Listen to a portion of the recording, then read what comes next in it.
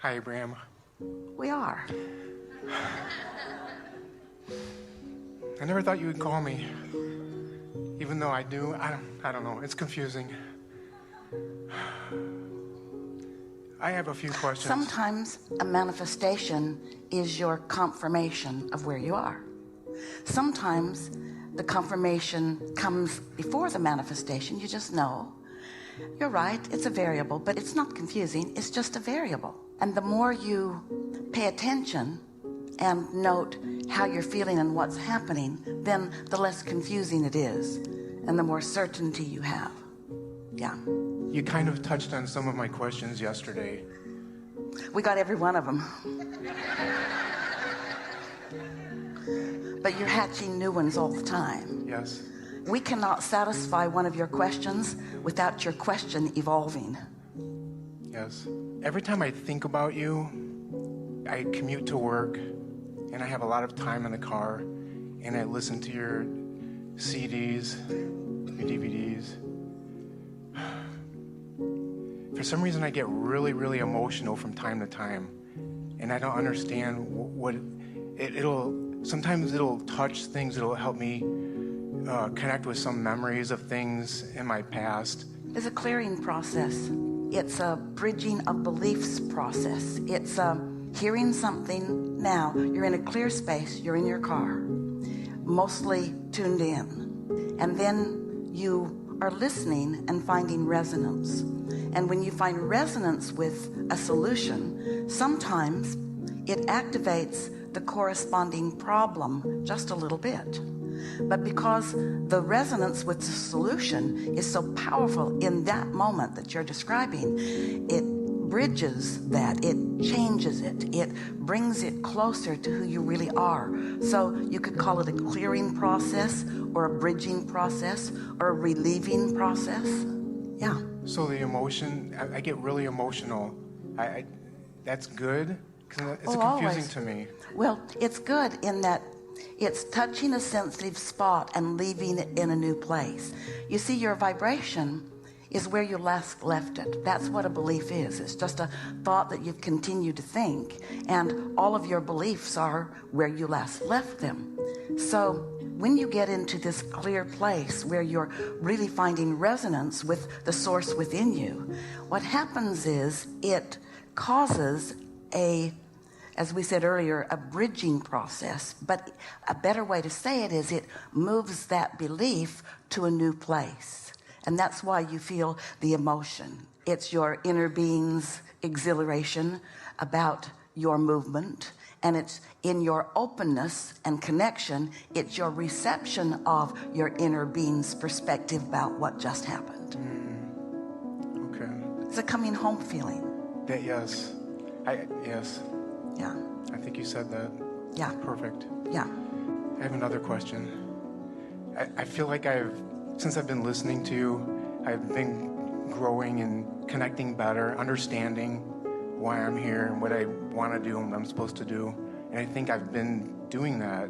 But I have this problem with having joint pain, and I know that's part of the resistance. But it doesn't seem like it's getting better, even though I feel like I'm improving in all other areas. Well, remember that thoughts are turning to things, and all thoughts are turning to things. So the thing that's a little tricky, it gets easier, and it doesn't have to be tricky, but we get why it is. When you have a physical manifestation, like a physical discomfort, it gets your attention. It's not easy to think about a happy, healthy foot when your toe is throbbing.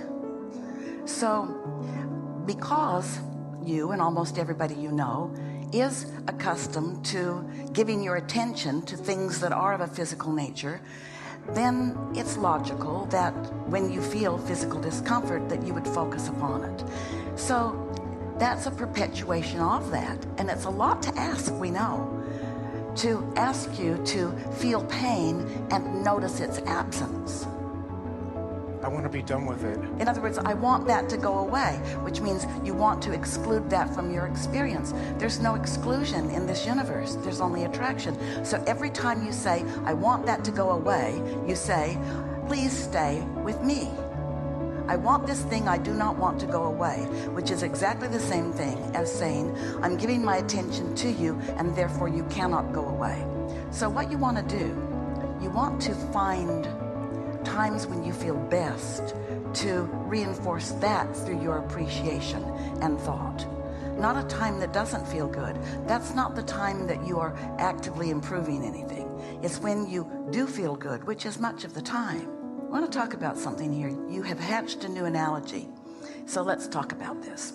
You hear us talk about getting out ahead of things. So if you wait until you have the physical discomfort, you're not out ahead of it. You're already experiencing what you're experiencing. So you didn't get out ahead of it. But let's talk about the best tool for getting out ahead of things is meditation. Because in meditation, you quiet your mind. In quieting your mind, you stop thought. In stopping thought, or slowing it down, in stopping thought, you stop resistance. And when there is no resistance, now you're open to what you've been asking for every time you've had pain. Every time you say, I don't want this, you have said, I do want this. So your vortex is full of what you do want relative to that. So when you quiet your mind, you are then, in those moments, allowing yourself to be a cooperative component to your own desire.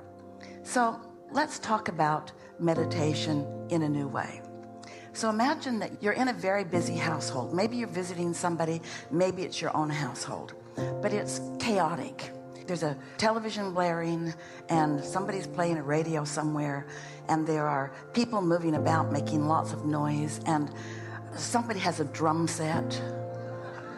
It's just hard to, under these conditions, find your own quiet space, because the environment that you are accustomed to observing isn't providing you the quiet space. So you say, I'm going to go find my quiet space. So you begin moving about this big house, and you go deeper and deeper into some place where the others aren't. And you find yourself in a room, and now you can't hear the noise of the voices, but you can still hear the television blaring. And then there's that little one that has that high-pitched screech that every now and again just lets go with it, and you heard that. And the drums, you can still hear the drums. And so you go deeper into the house, and deeper into the house, and deeper into the house. And then you find this room deep in the house. It might be a clothes closet with lots of acoustics, and you get in there, and the relief, because you have put yourself in a place where you are no longer observing the chaos of this house. Well, that's what meditation does for you in a chaotic world where the chaos is in your own mind. In other words, it's not just the noise of the world that's blaring at you, it's the noise of your own contradictory beliefs. It's the noise of your own observation of things that you don't want. And so by quieting your mind and allowing yourself to just relax deeper and deeper into this space where you are less and less observant of what's going on, you find, now let's think about what you found in the closet. You found quiet, you found relief, you found relief. And it is a relativity thing, relief from the chaotic atmosphere that was surrounding you. But that's what meditation gives you. It gives you relief. It gives you the opportunity to make it easier for yourself. Now, we want to be clear. You don't need to burrow yourself in the closet deep in the house, and you don't need to think in terms of burrowing yourself into the quiet of meditation. But if you give yourself the opportunity to quiet your mind, you will discover that sanctuary where the chaos does not have your attention. And when the chaos does not have the attention, and by chaos we mean your doubt about things, your disbelief in the things that you want, your attention upon things that you don't like to put your attention upon, when you find that well-being within that quieted mind, and you allow your vibration to rise. Now let's blend these analogies in this way. Now that room you're in that house, it's not just a safe haven from the chaos. It transforms into this magnificent place where butterflies are flying around and flowers are growing up in the floorboards and the fragrances in the room are delicious. In other words, we want you to realize that once you get into this quieted mind, once you quiet your mind, which stops resistance and allow your vibration to rise, now you are in sync with what's in your vortex and with what your inner being knows and with the thoughts that your inner being thinks. And now those thoughts are wafting into your mind. And now this meditative room, so to speak, this environment blooms, it blossoms, it becomes fragrant with all of the delicious details of what you've been putting in your vortex, streams of ideas and streams of pleasant thoughts and movies and scenarios play in your experience. And that's getting out ahead of it, you see. If you can get out ahead of it before the chaos has surrounded you, now the chaos won't find you because you're on a different frequency. It's tuned to one place and you're tuned to another. And even though you're walking through a room or a world of traffic and worrisome people and people that are afraid of this and that and the other, because you're tuned to the well-being that is really who you are, that's what you're predominantly seeing and knowing, no matter what is being reflected to you through your physical senses. You're translating what you see in a different way through the eyes of source, you see. Helpful? I think so, but there's one other question about that I don't understand. A lot of times this happens to me at night when I go to bed, and it seems to me that... Well, at the end of your day, you often are not out ahead of it because you've been doing lots of things other than what we just described all through your day. So the end of your day has to be worse than the beginning of your day. Momentum says it must. And why do I wake up in the middle of the night where it's the worst? Because your vibration is where you last left it. Your vibration is where you last left it. You got to do the work. You are doing the work.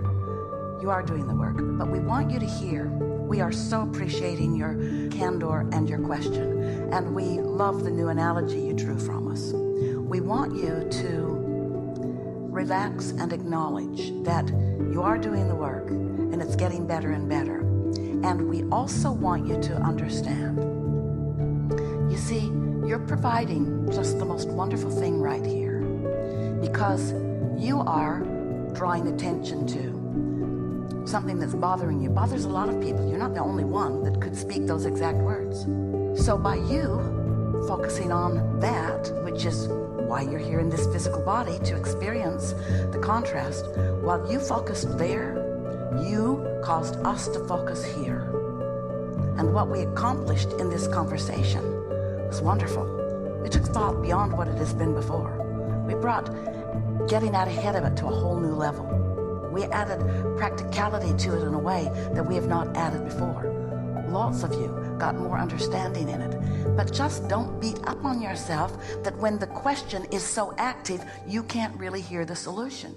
We're jumping up and down because you evoked from us our favorite analogy ever. And when we said, how about that? You said, well, it was all right, bud. And that's okay because you are where you are. In other words, the drums are still drowning out the music that we're playing. Everything's good. Yes. You're finished? Yeah. Really good. Thank you. Yeah. Yeah. Yeah.